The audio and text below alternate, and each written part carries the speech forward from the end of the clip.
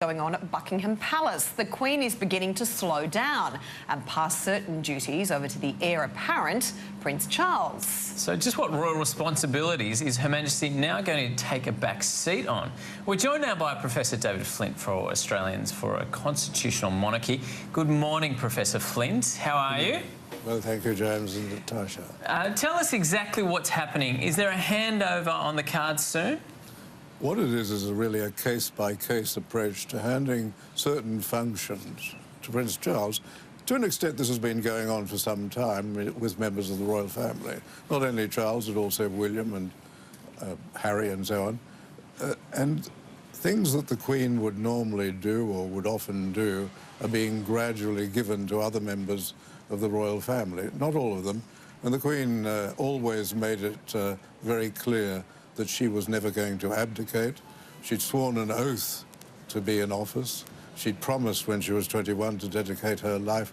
There's no abdication happening. What's happening also is there's a merging of the press office, and that was a very sensible thing.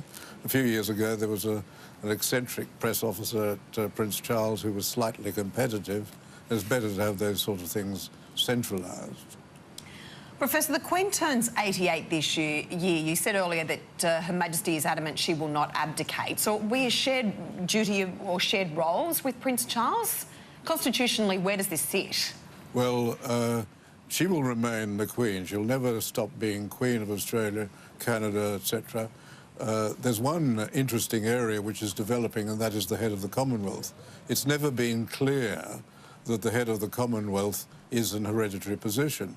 It was created for George VI when India became a republic to replace the titles King of India and before that Emperor of India.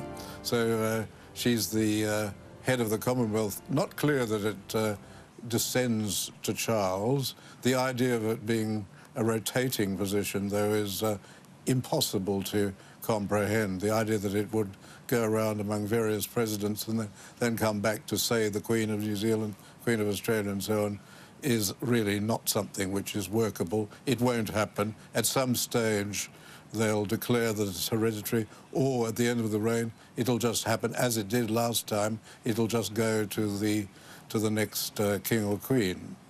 Professor Flint, thank you for your time this morning. It could be still many, many years if that bloodline is anything to go by until we see the end of her.